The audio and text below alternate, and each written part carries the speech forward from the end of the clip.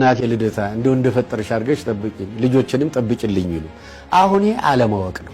ሰው ሆኖ ከሞተልን ሰው ሆኖ መከራ ከተቀበለልን የበለጠ የቀረበን የለም። እግዚአብሔር አንድያ ልጁን እስኪሰጥ ድረስ ዓለሙን እንዲሁ ወደደ አይደለም ይለው ለዓለም ነው የሰጠ ልጁን። ይሄን አለመቀበል አመጽ ነው። ከሱ ስም ውጭ እኮ ሌላ ኃይል ያለው ስም የለም። ቅዱሳን መላእክት እኮ ኃይል የሚያደርጉት በዚህ ስም ነው። ቅዱሳን ሐዋርያት ታምራትን ያደረጉት ኃይል አግኝተው ዓለም እንድል ያደረጉት በዚህ ስም ነው።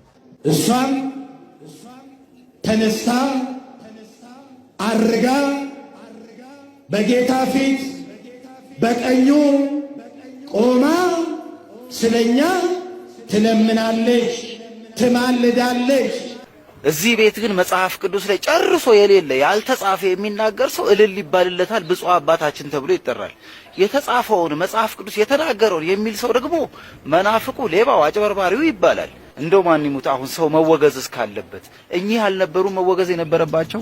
ሮሜ 8:34 የሞተው ይልቁንም ከሙታን የተነሳው በእግዚአብሔር ቀኝ ያለው ደግሞም ስለኛ የሚማልደው ክርስቶስ ኢየሱስ ነው ብሎ በግልጽ ይናገራል። መጽሐፍ ቅዱስ ስለ ኢየሱስ ክርስቶስ የጠቀሰውን ይሄንኑ ቃል ራሱን ቅርጹን እንኳን ሳይቀይሩ ወስደው ለአንዲት ሴት ሲሰጡ ጉባኤው ይሄድ ያልነበረም እንደ የቤተ ክርስቲያን ራስ የሆነው ኢየሱስ ክርስቶስ የተጠቀሰለት ቃል በመጽሐፍ ቅዱስ ተወስዶ ለአንዲት ሴት ተሰጥቷል ብሎ ተሰብስቦ በፍጥነት ማውገዝ የነበረበት ይሄንን አልነበረም?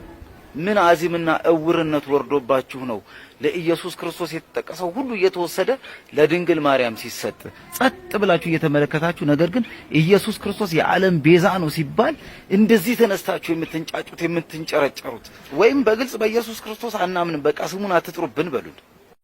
የዓለም መድኃኒት ስንት ነው? አንድ ሁለት ቤዛ ልታረግ አትችልም። አንድ የዓለም መድኃኒት ዓለም የዳነው በፍጡር አይደለም በፈጣሪ። ይሄን ታናገዋለህ። ዓለም የዳነው በፈጣሪ እንጂ በፍጡር አይደለም። ቤዛ ለዓለም ሆኖ የተሰቀለው ኢየሱስ ክርስቶስ ብቻ አለቅ። ይሄ እንዴት እንደገና እንደ አሕዛብ ምንም እንዳልሰማን ተደርጎ ይሄ ሰውን ግራ ያጋባል። ምን ያህል የኢትዮጵያ ቤተክርስቲያን ምን ላይ እንደተመሰረተ ተመልክቱ። እንዲህ ተናጋ ማለት ነው። መሆን የሌለበት ነገር ነው። ለምንድን ነው በቃሉ ላይ ማንም መሰረተው? ለምንድን ነው ቃሉን ማናጠናው? ማንም ሰው የፈለገ ቅዠት ሲቃዥ እሱ በቃዥ ቁጥር እሱን ተከትለን መቃዠት አለብን? እውነት ነው። እድሜ ይስጥልን አባ ማዛ፣ እድሜ ይስጥልን። በእውነት እግዚአብሔር ይጠብቆት።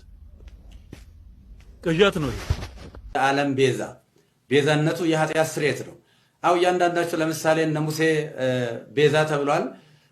ነገር ግን የሙሴ ቤዛነት በአረፍተ ዘመን ተገጥቷል፣ በጊዜ ተገጥቷል፣ ዮርዳኖስ ማዶ ተገጥቷል። የሁሉም ፍጡራን ቤዛነታቸው በጊዜ በሁኔታ የሚገታ ነው። ነገር ግን በጊዜና በሁኔታ የማይገታ ለዓለሙ ሁሉ ቤዛ የሆነ ከሰማይ በታች ከምድር በላይ መዳኛ የማን ነው?